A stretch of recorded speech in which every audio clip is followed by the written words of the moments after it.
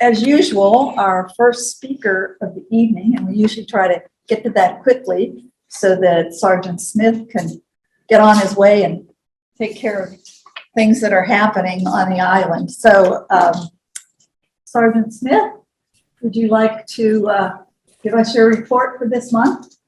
Absolutely. So I'll kind of do this a little bit different since I'm not in person. I'll just go ahead and read through the report. I know usually I pick out some highlights and then I answer some questions. That's probably a lot easier to do in person. Can everybody hear me okay? Yes. Yes. Okay.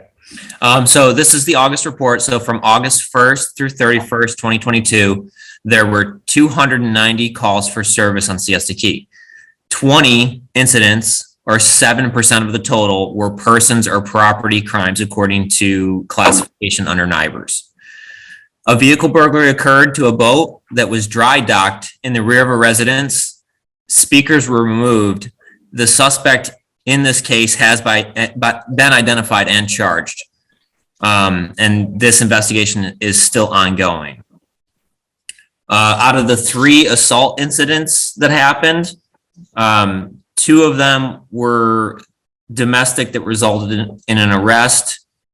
3 cases occurred at drinking establishments, and 1 was reported by an intoxicated subject that would not provide details of the alleged incident. The victim in the aggravated assault in this case was hit with a splatter ball gun while walking. The juvenile suspect in this case was identified, but a waiver of prosecution was signed by the victim. They did not choose to prosecute. Of the criminal mischief that was documented, the cases involved an unknown suspect that spray painted multiple private beach signs and a known suspect that damaged items in a residence.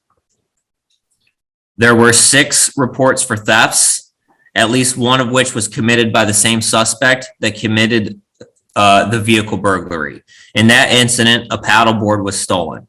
The remaining thefts included a paddleboard stolen off of a stand, items removed from a house by an associate, money stolen from a hotel room, and plants taken from a yard, and a cell phone that was taken from a club. That's the majority of the notable cases for the month. I know there were some questions and some emails. I can get to those if you'd like, or we can discuss those things from Labor Day at the next month's meeting. It's up to you. What do you want to do? Could you just address the video that was being Posted? circulated regarding September 5th? Absolutely. So that day, Labor Day was extremely busy with a kind of a strange influx of juvenile presence that we don't usually see. I'm sorry. Go ahead. Sorry. That's okay. We don't usually see that for Labor Day, but our personnel were out here and they were responding to calls for service, and they did respond to many fights all over the island that day. So we had the presence out here. We were responding to calls. My guys worked extremely hard that day with little breaks, and they didn't even get to eat that day until they left for the day. As for the video, my guys did respond to that as far as I know, and they did not get any cooperation from anybody that was involved. Nobody wanted to be a victim in that case. Nobody wanted to come forward and describe to us what occurred. Okay. Sergeant Smith, could you make sure we get a copy of that report? Perhaps maybe send it to Catherine so we have a copy. The August report? Yes, sir. I sent a copy to Joyce. We already have that. It's posted on the website. Okay. In the upper right-hand corner where the meeting information always is, there's a little link that says click here for the last month's sheriff's report. You can click that and you'll see the sheriff's report. It's already up there. Is there any questions? So questions? I'm just wondering what's happening with the e-bikes on the beach, because I was on the beach on Monday and I saw 5 or 6 of them. One going at an extremely high rate of speed right along the water line.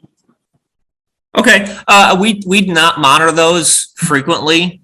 And in our monitoring and the operations that we've done on the e-bikes for the e-bike companies, typically those are all following the rules and they're under pedal power.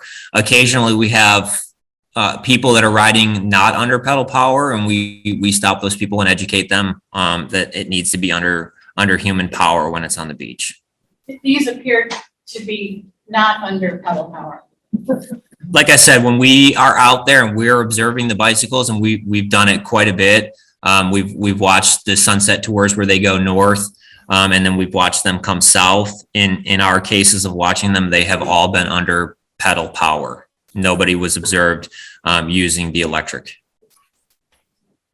Sergeant Smith, this is Mike here. I have a question kind of on that, the electric bikes. Sure. The main county beach has signs posted that says, walk your bikes to this point. So that literally says they can do whatever they want outside that point. And I've tried to trespass the tour guides and stuff from my property because I'm very concerned about liability. And, but I believe they were trespassed, but the kid keeps bringing them out there, across my property at the north end. And, We can look into that at a later date if you want. We can look into who and what companies are trespassed from there. But I think the under human power is the county ordinance that applies to all the beach, not just the county property. So it seems to be kind of easy to check the tours if they're scheduled at consistent times, because that's where I had some questions about a tour of like 40 bikes. Those are what we did watch. We watched them for a significant period of time on their nightly runs going north, and then their nightly runs coming back after sunset. And like I said, 100% of the time that we watched those tours, they were under pedal power. Joyce? Yes. I'm glad Tim. that Aaron and others brought it up. I wanted to ask Sergeant Smith a similar question. This is more of an education because I don't know the answer. On two separate occasions, I've observed the e-bikes, not on the beach, but once on Heigl and once on Beach Road, in the bike lane, going at a substantially higher rate of speed than the vehicles in the vehicle lane. And I almost turned right into one because he was coming up so fast behind me. Mm-hmm. What is the law there, Sergeant Smith? And is it possible? Well, if they're on the roadway, they need to be a registered motor vehicle. So they shouldn't be riding in the roadway. So if they're under e-bike power, they shouldn't be in the bike lane? They shouldn't be on the roadway, but they could be in the bike lane. Right. They shouldn't be in the roadway acting as a motor vehicle, but they can be in the bicycle lane. Yes. And can they be going at a high rate of speed in that Yeah, bicycle the lane? Cars are going like 15, 20 miles an hour and they're doing like 35, passing in the bike lane. I'm not sure how fast the e-bikes go, but I think they should probably be going a reasonable speed for the conditions and not excessive speed. I know for like the Legacy Trail, I believe their speed limit's 15 miles per hour. I would assume without looking it up that it's probably something similar in the bicycle lane. That's something that I would have to research to see if there is a speed regulation for the bicycle lanes. So they do not have to follow the speed limit for motor vehicles. Is that what you're saying? Correct. That's what he said. They are in the bike lane and they should be traveling at a reasonable rate of speed in the bike lane. But they don't. Yeah, I've never seen an electric bike going 30 miles per hour. I'm not sure that they can go that fast. Like I said, I'd have to research those bikes and see how fast they can go and how fast they're going at that time. Were they measured by a speed measuring device? No, I just observed it. And, again, I'd like to educate people just, what can be done and what can't be done. Yeah, I mean, if they're violating traffic laws and if they're riding in the roadway, then they can be stopped and ticketed for that. If they're in the bike lane, just traveling in the bike lane, and they're violating any of the bicycle or traffic laws, then they're not doing anything wrong. Frank? As an e-biker, I think we need to realize that this is pretty complicated. they do sell bikes that go much faster than the standard limit. And you can't tell whether most of them, when you're pedaling, you also pedal stiff.